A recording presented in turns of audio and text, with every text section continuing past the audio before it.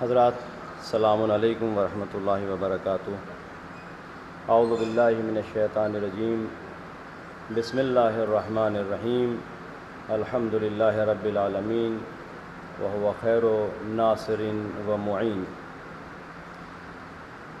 میں اپنی تقریر کا آغاز امام متقیان علی بن ابی طالب کے اس جملے سے کرنا چاہتا ہوں کہ جس میں آپ نہج البلاغہ میں ارشاد فرماتے ہیں، وما اخذ اللہ من علی العلماء ان لا یقاروا علی قذۃ ظالم وثغب مظلوم۔ امام متقیان فرماتے ہیں کہ اللہ نے دانشور حضرات، علماء حضرات سے عہد لیا ہے کہ وہ امیر اور دولت مند کی شکم سیری پر اور مظلوم کی گرسنگی اور بھوک پر خاموش نہ رہیں۔ عام طور پر ہم ظلم کو، مظلوم کو اس کیٹیگری میں رکھتے ہیں کہ اگر کسی کو قتل کیا جائے تو ہم کہتے ہیں کہ وہ مظلومانہ قتل کر دیا گیا، اگر کسی کا حق غصب کیا جائے تو ہم سمجھتے ہیں کہ اس کے ساتھ ظلم ہوا۔ حالانکہ ایسا نہیں ہے، بلکہ ظلم کے معانی بہت گسترش اور وسیع ہیں۔ ظلم صرف یہی نہیں ہے،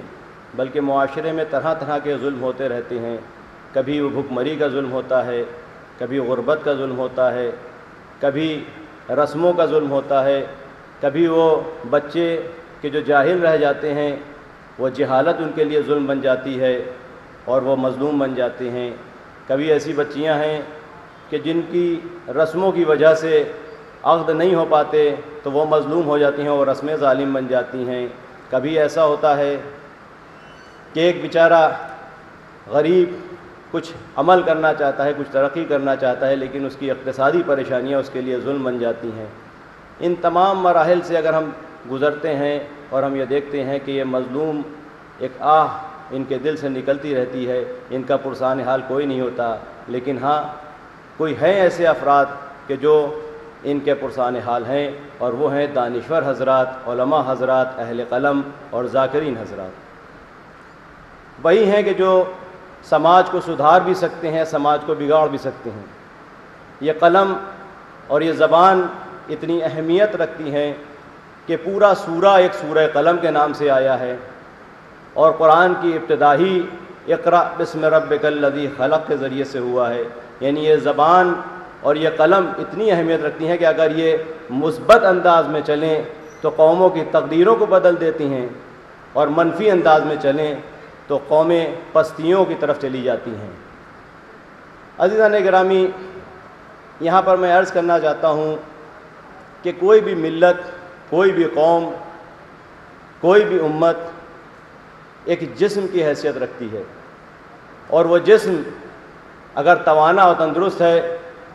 اور اس کو اگر کوئی بیماری گھیر لیتی ہے تو اگر وہ بیماری اس کے اوپر حاوی ہوتی جاتی ہے اور اس بیماری کا علاج نہیں ہو پا رہا ہے، وہ کمزور پر کمزور ہوتی چلا جا رہا ہے اگر وہ جسم، تو اس کی تین ہی صورتیں ہو سکتی ہیں۔ ایک صورت تو یہ کہ طبیب اس کے مرض کو تشخیص نہیں دے پا رہا ہے، یا دوسری صورت یہ کہ تشخیص تو دے لیا ہے مرض لیکن دوا نہیں دی جا رہی ہے، یا تیسری صورت یہ ہے کہ تشخیص بھی دے لیا ہے مرض کو، دوا بھی دے دی ہے، لیکن مرض اتنا حاوی ہو گیا ہے کہ وہ قابل علاج نہیں رہا۔ اسی طرح ہم امت کو دیکھیں تو امت ایک ایسی حیثیت رکھتی ہے، قوم ایسی حیثیت رکھتی ہے کہ جو جسم کی حیثیت ہے، اور علماء و دانشور حضرات وہ ہیں کہ جو طبیب کی حیثیت رکھتے ہیں۔ اور یہ طبیب، علماء، دانشور حضرات، ذاکرین حضرات، اہل قلم حضرات،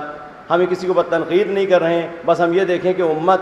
بلندیوں کی طرف جا رہی ہے، پستیوں کی طرف جا رہی ہے۔ اگر بلندیوں کی طرف جا رہی ہے تو ذاکرین و اہل قلم حضرات اپنی ڈیوٹی، اپنی ذمہ داری نبھا رہے ہیں۔ اگر پستیوں کی طرف جا رہی ہے تو پھر اس میں سوچنا چاہیے کہ آخر کیا وجہ ہے کہ قوم پستی کی طرف جا رہی ہے۔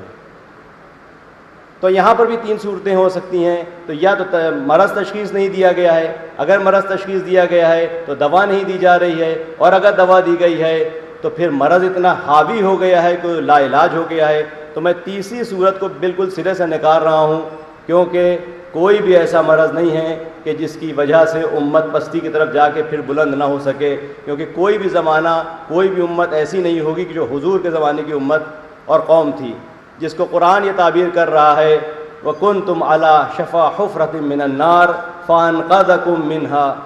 تم لوگ آگے جہنم کے آتش جہنم کے دہانے پر تھے،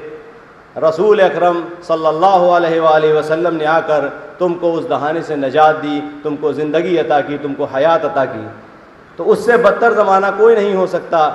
اور اگر آج ہمارے زمانے میں ہماری قوم، ہماری امت مسلمہ پستی کی طرف جا رہی ہے تو ہم کو سوچنا چاہیے، خاص کر دانشور حضرات کو، علماء